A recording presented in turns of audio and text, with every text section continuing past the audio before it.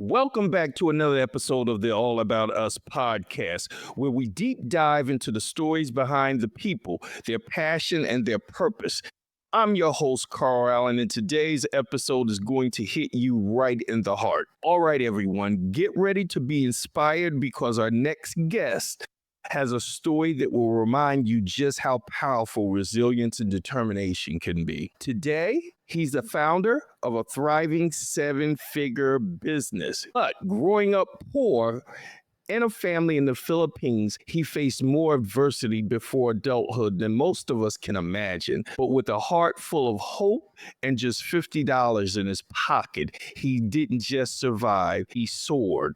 A trusted expert in pain relief and wellness, and he's helping thousands of people live pain-free. He also runs a YouTube channel with tens of thousands of subscribers. So let us welcome the man who turned resilience into his superpower, someone who inspires, empowers, and proves what's possible. Reggie, how are you doing today? I'm doing awesome. How are you, Carl? I'm doing fine. How do you pronounce your last name? It's two. It's like 1, 2. So It's like just two. yeah. Okay. So it's Reggie too. Okay. Now let's talk about your early years. Can you take us back to your childhood? What was life like growing up in the Philippines? Yeah. So growing up in the Philippines, different there's different socioeconomic status there. Then you have the rich people there. I happen to be on the other end of the spectrum. So I was born in a poor family, grew up in a poor neighborhood where my neighbors were drug addicts and drug dealers. So it was you could say exciting youth. Exciting childhood, to say the least. It's rough because I was one of the two Chinese kids in the neighborhood, and being different. I'm not sure if you have that experience. Being different can be challenging. I was bullied because I was different, and then to match that with struggling born to a poor family, it's a struggle. And those are the challenges that we have to face. Okay. What were some of the biggest challenges you remember facing early on in life? The bullying is one of them, definitely, because I remember that I have some of my neighbors, they were chanting racial rhymes when you're kids. They just they call you names and they chant racial rhymes, giving you the squinty eyes like that. Hits you hard when you're young because you don't understand why they're doing that. And you're thinking to yourself, I didn't do anything. Why are they treating me this way? So you have to, at some point, you have to stand up for yourself. That's when I learned because it kept going on, and my parents always tell me not to fight, just let it go. But Yeah, that didn't work. But there's one thing I want to frame it the right way, that I'm not saying violence is the way. I'm I not saying understand that. that. But you have to stand up for yourself because no one's coming to save you. Right. You can't allow people to walk over you. No, you cannot, because it doesn't stop. I learned that when I started standing up for myself, when I started fighting for myself. That's when things change. That's when sometimes people respect that. So I got the peace that I wanted by doing that. So that's one of the biggest challenge I had growing up. And what age did that occur? I would say I was old enough to still remember them. So I would say that was in my grade school years, like let's say third grade, fourth grade, around that. And that basically became a lifestyle in the street. At some point, you become accepted, you become one of them, you become you become peers, and then that changed because you get in trouble together now. Rather now, yeah, it changes Yeah, everything. it does. At what point did you realize you wanted something more for yourself and out of your life? So when I was little, I always hear about stories from people in America, either from some of our relatives here or from even people from friends. They always say life is good in America, or in that case, can be in Saudi Arabia, or people from different countries. And they said, oh, we can buy this, we live this life, we can eat this. Right from that early age, I always thought to myself, because there was a time, the other bigger challenge that we went through is we had days that we have to share little food. There were days that we didn't have electricity and we have to do our homework with the candlelight. And And when what I about the monsoons, the rain, and the weather? when you talk, so the weather in the Philippines, when you have those typhoons over there, we don't call them hurricanes, they're typhoons. It's like endless rain. So what will happen there is, because where I lived, we get flooded. And when it rains, we don't sleep because you have to be alert. You have to be on guard. So when the water comes, you're ready to move your stuff. So we already have a plan. We have an evacuation plan already. You already know what stuff you're gonna move, and most of our appliances are on they're on stands at home. It's not aesthetic, but they're standing on something. Yeah, so we know already, but you don't Okay. get that peace. Okay. Do you remember the exact moment you made the decision to pursue a different path in life? So, and the thing is, when I was going to college, I was gonna go to college already. It wasn't my decision. So I didn't have a choice. How it goes in the Philippines is everybody's always thinking, how do you get out of the country? How do you go get a better life somewhere else? And during the time that I was going to go to college, the people were saying, "Oh, you know what? Physical therapy is in demand in America." So guess what? I'm taking a physical therapy. It wasn't really my decision, It was but selected by your parents. yes, it's either you Okay. do it or You're on or your else. own. Yeah. Yes, Well, in the Philippine culture, the children who are still lucky enough to have parents, they really aren't that defiant of their parents. Even in Chinese culture, they really listen to what their parents say and what their parents' advice is. correct. And that's for our culture, it's part of the respect because I'm Chinese, but I was born in the Philippines, so it's their mix. But also, like what you said, Carl, is correct. Both cultures share that similarity that you have that respect. They're not defiant. They follow what their parents tell them. And in this situation, is we have to do what they're saying. And for me, it's been, I'm not sure, the screen froze. Carl. Hoping you didn't lose internet connection. Let me see here. Let me see if I can get them there. Okay, well. Hi, Carl. Hello. Yeah, we lost you there. Hey. Yeah, sorry about that. I don't know what happened. My internet just went dead. That's fine. That's fine. It happens. It happens at times. We're still here, so hold on. Let me get back to your script here. Okay, hold on. Yeah, they'll be able to fix that, so don't worry about it. My team will work on that and they'll fix it. Okay, so yeah, so we were just talking about that type of respect that you know just Asian families, children have in general towards their parents, which you may not see in other cultures. Correct. In my culture, I'm Chinese and I was born in the Philippines. So I have a mix of both cultures. And both of them have a similarity that there is that respect for elders, for the family. It's a strong family tie. So we are not defiant with our parents most of the time. And we follow what they tell us. It's either that or it comes with a consequence. That's the thing. Right from when you're little, they tell you you follow them or else you get your butt kicked. So when I was going to college, people were always saying that physical therapy was the in thing at that time, was in demand in America. So I really didn't have a choice. And for me, I didn't feel that bad about it. Yes, I loved physics at that time. I always thought I was going to be an astrophysicist, but I said, you know what? If it's not going to give me that ticket to America to have a better life, then I'll do whatever it takes. I'm just because going up with that in poverty, you're tired of being bullied, you're tired of being broke. You Right.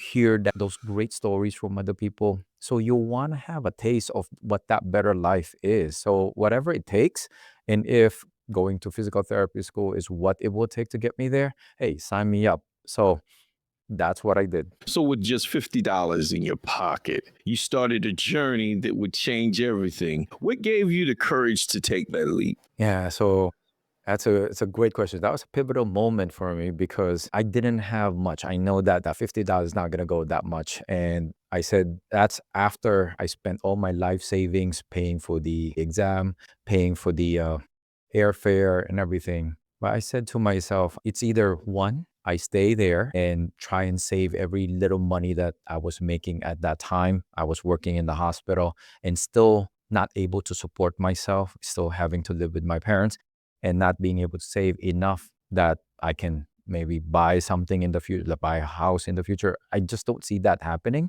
So it's either I do that or I leave everybody behind, everything behind. When I say everybody, you have family, friends, and loved ones, just to give myself a chance to have a better life. And I decided to do that because I was just tired of being broke, being bullied, being disrespected, my family, myself. And I said, you know what? At least this, I have a chance. There's no guarantee, but at least I have a chance. So explain exactly what that transition was. You went from what location to what location? Yes. So from the Philippines, since I was born right outside of Manila.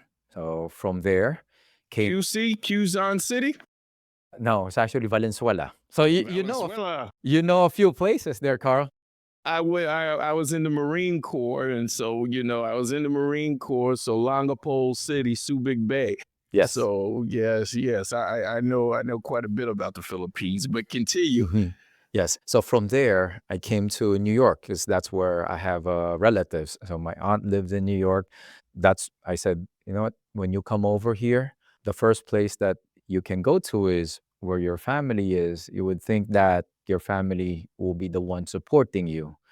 It was up for a rude awakening at that point, but that's from Manila coming to New York, and I stayed here ever since. So what were those first few months like with your relatives in New York City? Yes. It's the first few months it was a lot of adjustment because it's a different neighborhood for me. It's a different culture. We barely spoke because one in the family, even when you're speaking, it's just when I mentioned the disrespect, the same thing because the Chinese culture, they look at it, there's a social, the status Pecking is there. order. Pecking Yes. order. I was thinking of a better way to say that, but yes. So that's a petty order. So if you're young and you don't have anything, just keep your mouth shut because nobody wants to hear anything you're saying, right? It's like even if you're very educated or something. So I had to be quiet and I was adjusting to the environment because I didn't have money. I had to collect cans from the I had to collect cans for and recycle them for 5 cents each. Then that's what I saved so I can have grocery money. So that was while I was preparing for the exam. I was studying and I said I stayed at my aunt's place. And during that time, it's expected that I clean the house, you mow the lawn, wintertime shovel the snow, do groceries, basically everything. It's just like you paying your dues, but also I want to be able to at least support myself to a certain extent. So that's why I collected the cans, and at least I have some grocery money. Right. Did you ever feel like giving up? And if so, what kept you going? Yeah, there were multiple times that you feel like that I felt like I was like, you know what, this is hard, especially after, well, when I started working, but still you feel like, hey, this it's not going anywhere because you're still not able to support yourself. At the beginning, I had to work 3 jobs just to support myself to make ends meet. And working 3 jobs, it's physically tiring and mentally it's exhausting because you barely have anything else, any downtime. The downtime you have is then you have to do your chores at home. So that's one. The other one came a little bit later when I went through a divorce. When I went through the divorce, that was tough because that's a time that I just got fired from my job at that time, and I got married. I didn't have money. I started a business because I said when I got fired, I don't want to put my faith in anybody else's hands. Going through that divorce and starting your business and then don't have anything, then you realize who the people around you are. You realize who your real friends are. That's another time that I felt like, you know what, this is hard. You feel like you're going through this on your own. Yeah, when it rains, it pours. I mean, everything seems to collapse at the same time. And a lot of people don't understand that's just, aspects of life just trying to knock you off that path. I tell some people, I put it like pulling you off of your square. You have to approach life like it's a chessboard, and you cannot allow anything to distract you from making the moves necessary to gain that success. Exactly. Who You said it really well, Carl. were the people or mentors that played a major role in your early journey? And I think that looking back, that's the biggest thing that if I was to go back there again, I would change because I'm an introvert, so I don't talk to people. I don't have a lot of friends. So I don't really have any mentors at that time that could have guided me. I just learned everything along the way through the mistakes that I made. Just keep changing. All I know was, you know what? I'm just gonna keep going, and just it didn't work this way, then change it to another way. So you basically had no support system then. Not really at that time. Okay, And that's looking that's back, that's amazing. I should have done that very differently. Yes, yes, yes. Okay, how would you define resilience in your own words? For me, resilience is just keep going and then just go with the flow. Change whatever you need to change, and just don't ever, ever, ever stop. Don't ever give up. What are some of the habits or beliefs that help you stay grounded through those tough times, those rough days? Yeah, I always look back at where I was, where I came from, because I said, you know what? No matter how tough this point in my life is, and I look back, It's better than what it was. it's still better than what it was. As hard as life is in America, Carl. It was tougher back then when you're starving. You only have a few pesos and you have to stretch that out because if not you won't be able to eat, and you have to fight in the street for your peace. And not only that, for a few pesos is when I was playing basketball when I was younger, we call it you pay for play. So basically, if you don't want to bet, you're not paying, then they don't let you play. Yes. So the thing there is, when you play, everybody doesn't want to lose the money that they have. So just going through that, there's a lot of the struggles, the hardship, those fights, and then I come here. At least I have peace. Yeah, you may not be living a life of luxury. It's still better than what Okay. it was before. Okay. Okay. So now, today, how do you deal with fear or self doubt today, especially as a leader? Because, see, once you make that transition, once you make that breakthrough, everything changes.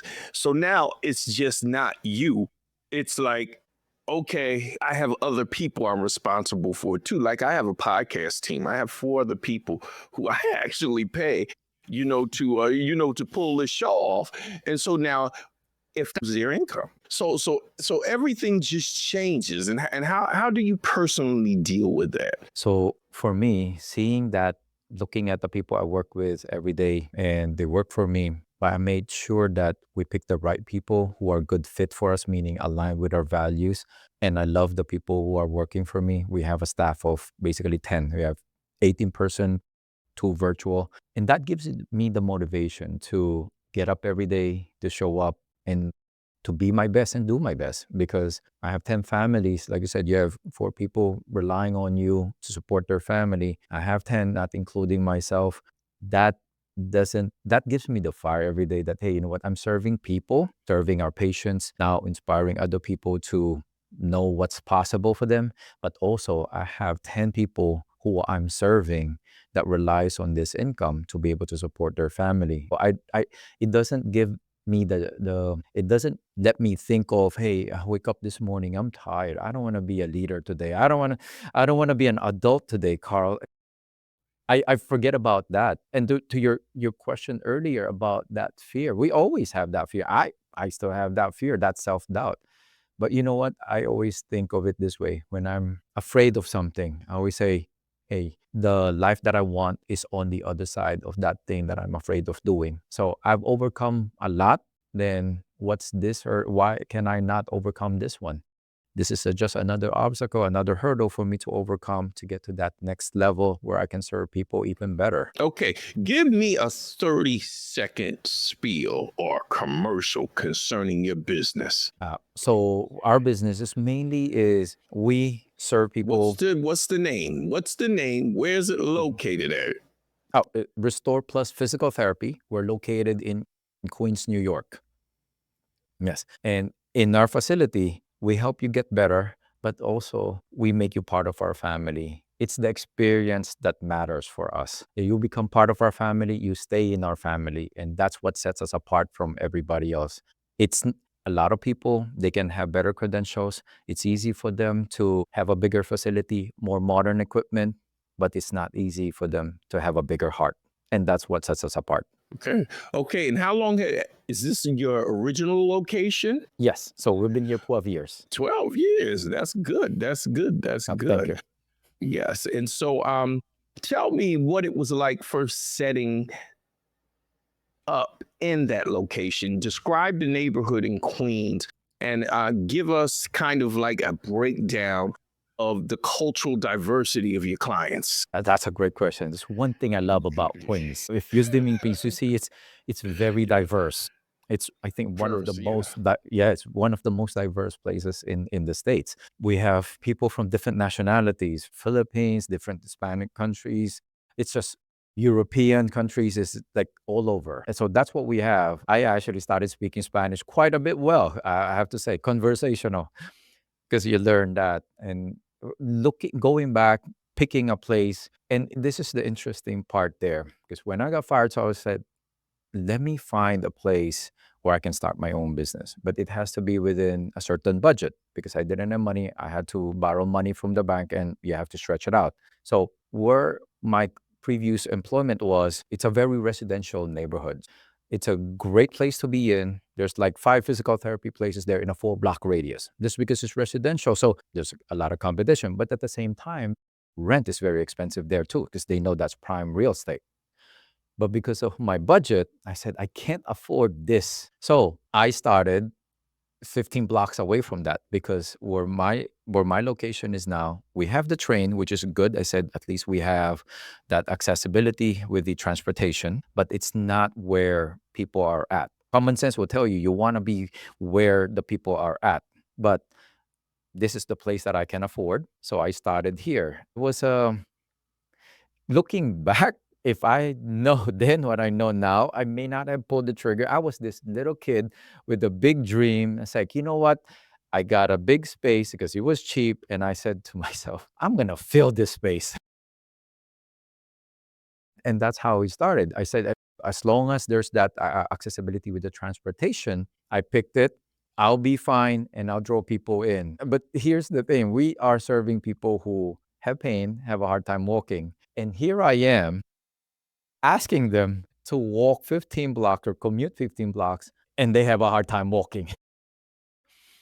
It's a little, you would not be able to, if you're going to say common sense, it's like it doesn't make sense at that point. But I always believe that things happen for a reason, and people come over to us because of the service that we provide. It's the quality of the service we provide, and that's when I also, when I looked at how the other physical therapy places are, I said I have to create a reason for them to come to us. That they don't have, because why would they, if they have a hard time walking, why would they walk 15 blocks, or why they commute 15 blocks? Then it's the experience that we provide, and it's experience that you cannot find anywhere else. It's above and beyond any other prep.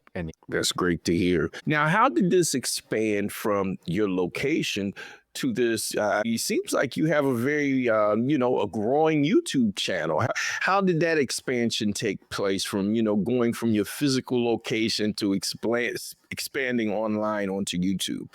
So that's a great question, Carl. So when I started the YouTube channel, and this was when I opened up the clinic, I didn't know about, because I'm not big on social media or online. I wasn't thinking of creating a YouTube channel for ads or anything. I I just started creating videos to share to my patients. So I said, I was thinking at that time, we do exercises here, but then they don't really remember them when they go home. Yes, we have paper, but the paper just shows them a picture, and then they can't remember how the movement is. So I said, you know what?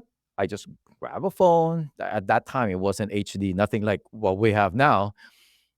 I just started creating videos, no scripts, nothing. And when you say cringe, when you look at some of those videos, you can see that I just, But that's your history. That's where you started. yes, yes. And I meant it just to educate the patients. And several years later, I started using, aside from the patients, I started using it to train my staff as well. So, but so when we share, these are the exercises that we do. It's good for education for my therapist and the physical therapy aides.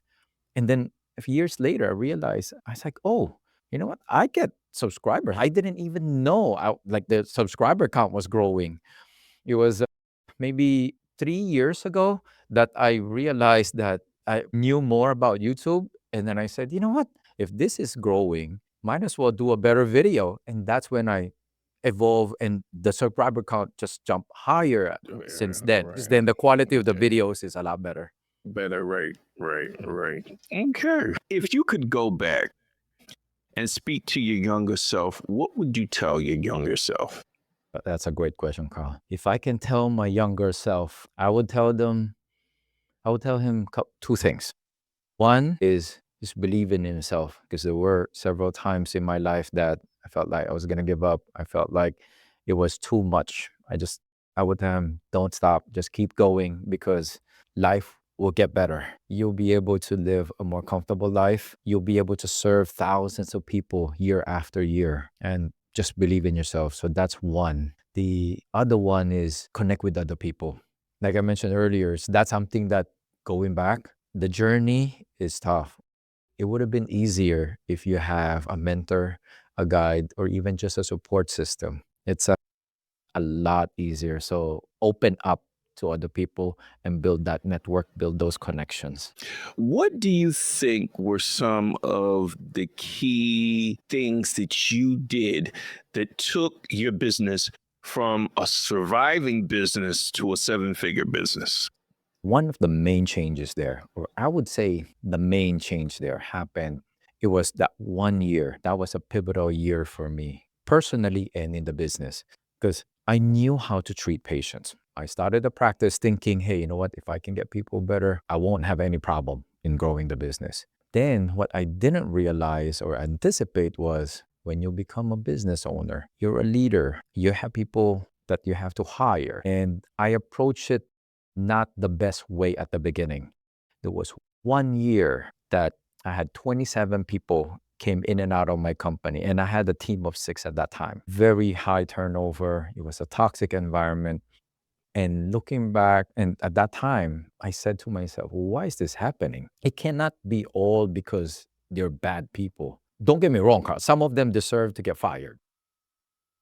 Some of them, but it's not all of them. And then I realized that it's on me as well. And I went on a path of personal development. I said, I want to be a better leader, a better father, and a better partner in the future since I was divorced. So I went through that personal development and then learned to improve my emotional intelligence and have a set a hiring process. When I nailed down that hiring process and hired people who aligns with my values and we all love working together, that made the biggest change in my company because then we are able to serve even more people. The experience increases. At the bottom line, also revenue and profit increases as well because the turnover went down. Right. It's hard to come somewhere and work that you don't want to be at in the first place. Definitely, yes. Yes, it's very difficult. Can you describe what your business looks like today and how it serves people? Yes.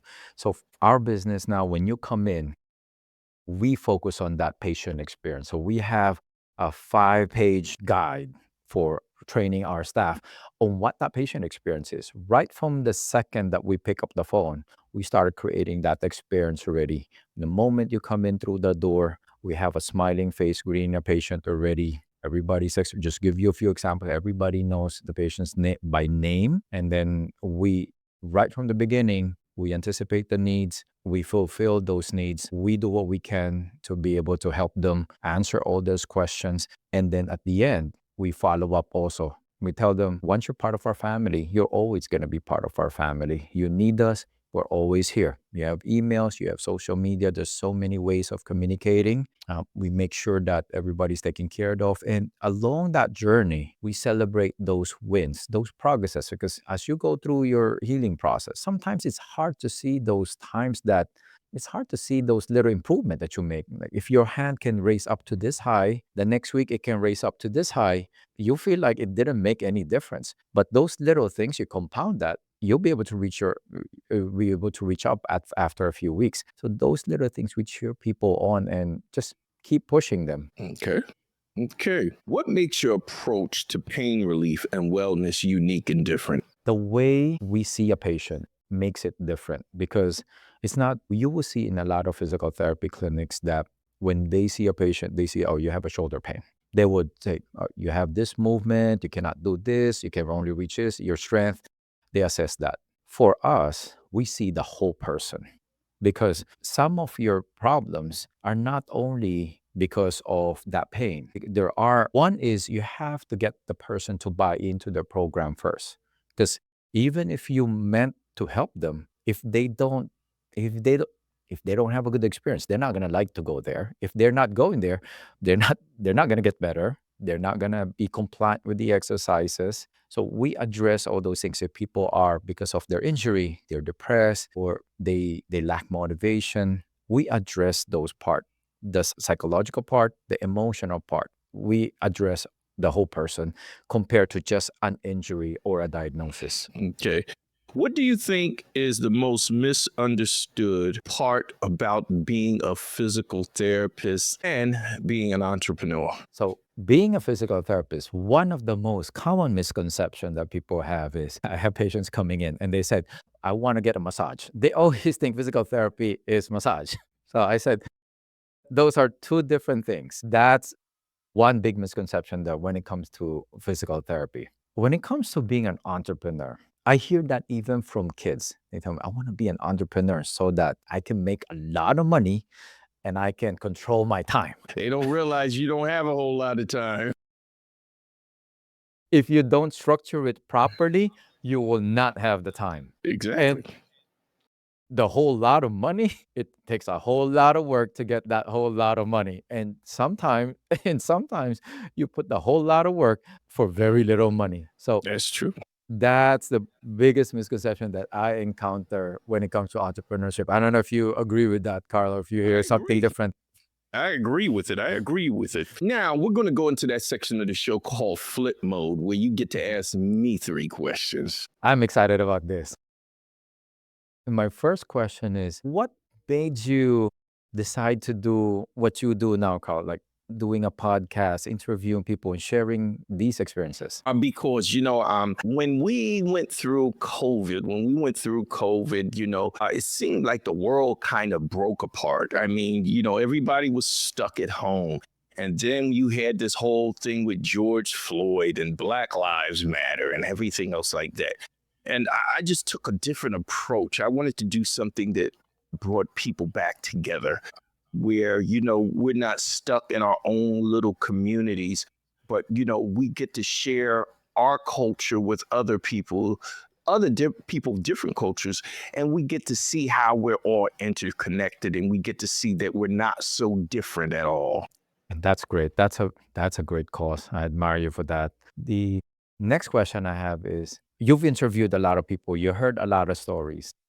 What's one story that stood out to you the most, and why was it very memorable to you? I still think the story that stood out the most to me was my second show when I interviewed my baby sister, and to have her come on and describe her battle and struggle through life with depression, and how she fought through that. I mean, I knew she went through a difficult time with depression, knew that she almost killed herself because of depression. And so, no, it's not sorry, but to see her work through that and become the person she was, and to just have that conversation, because me and her hadn't spoken in a long time. Not that me and her had a bad relationship, we didn't. But it kind of like took us back almost 45 years to that feeling we had when we were living in the same house together as brother and sister. So that was quite a moving experience for me. I can imagine that. I have to, now that you mentioned that, 'cause I didn't go back that far when I was looking at the project. I'm going to go back. You said the second episode. I got to go back that far. Yep. It's the second video episode, because I have some audio episodes, but that would be the second video episode. I see. Okay. I'll look at that definitely. And the third question I have for you is, let's say going forward, 5, 10 years from now, where do you see this going, and where do you want to take your car? Well, you know what? I don't know. I'm getting ready to relocate everything to Puerto Rico. And I want to, just share that lifestyle also via the podcast. Puerto Rico to me is the land of 1,000 beaches, the island of 1,000, not 1,000 beaches, 100 beaches, excuse me. It's the island of 100 beaches. I want to embark on some of that, giving not only that island some exposure, but I think I'd like to do some shows in some of the other U.S. territories. It's a strange thing when you start going to these U.S. territories, you start seeing that they don't get nowhere near the support of, our mainland states. And so, just going to those territories and exposing some of the deficiencies, and, maybe making life a little bit easier. I think that's probably where I would like to be at within the next 5 years with the show.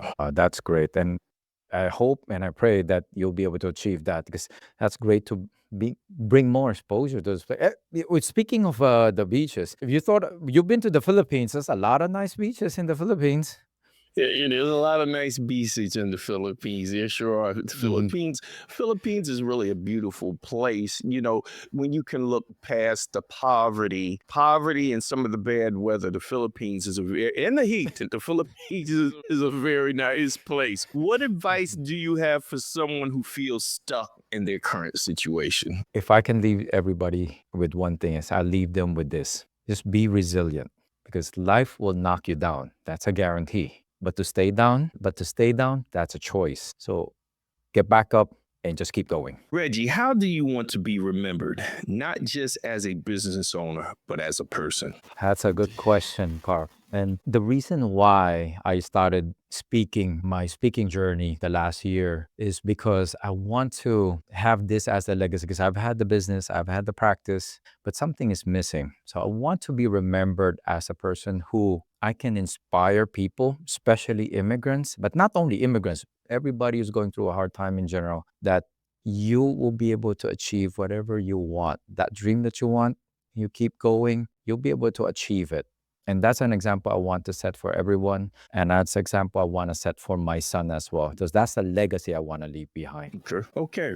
Okay. So how many children do you have? Just one, a Just little boy. one. Okay. Well, he's not A that little, little anymore. He's little bit 11. more. Okay. Well, wow. This was an incredible story of grit, growth, and giving back. Regie, thank you for opening up and reminding us that it's not about where you start, but how far you are willing to go to get to where you need to be. To all of our listeners, if Reggie's story has lit a fire in you today, take the next step, whether it's starting a business, healing from the past, or just believing in yourself a little more. Remember, it's all possible. Regie, tell my listeners, how do we connect with your physical therapy center? Give us the name, the website, and the location. So the physical therapy clinic is named as Restore Plus Physical Therapy. We're in Queens, New York. The website is Restore Plus NY, as in NY as in New York, so restoreplusny.com. And to reach out to me directly, you can follow me, Regie Tiu, Regie, 1G, REGIETIU, on LinkedIn, Facebook, Instagram. Look forward to hearing from everyone. Okay, so all that information will be on our promos and on our show notes, in our show notes. So, Regie, thank you for tuning in with us and being a part of the All About Us podcast. I'm Carl Allen, and as always, stay inspired, stay bold, and keep going. See you next time. Thank you.